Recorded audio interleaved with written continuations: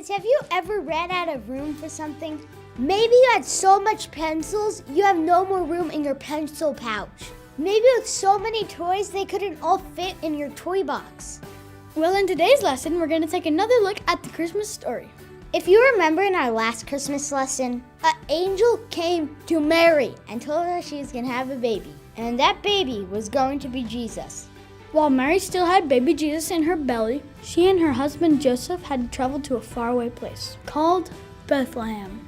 When they got there, it was time for baby Jesus to be born. So Mary and Joseph had to find a place for them to stay. But this turned out to be a big problem.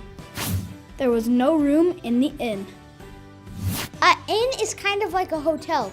It's where people stay when they're traveling. And since the inn was completely full, Mary and Joseph had nowhere to stay.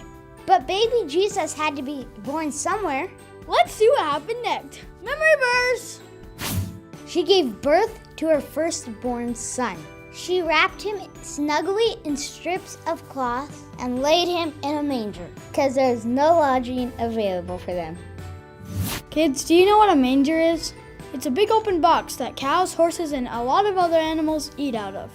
It was probably a very stinky place to have a baby, but there was nowhere else. But when you think about it, it was actually pretty cool that Jesus was born there. Jesus is God and King of everything, but he chose to be born in a stinky barn. Jesus came to be with us. Do you remember what Jesus' nickname was? Emmanuel? It means God is with us. Jesus came to earth to be with us. He didn't need a fancy hotel or a super cozy bed. He just wanted a relationship with us.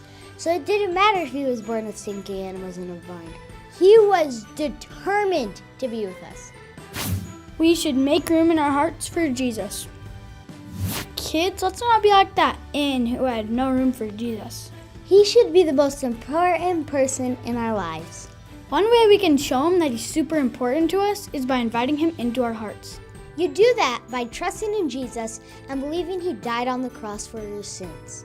So kids, next time you run out of pencils in your pencil pouch, think of this part of the Christmas story. There's no room for Jesus in the inn, but we can always make room for him in our hearts. And if you want to do that, talk to a parent or teacher today.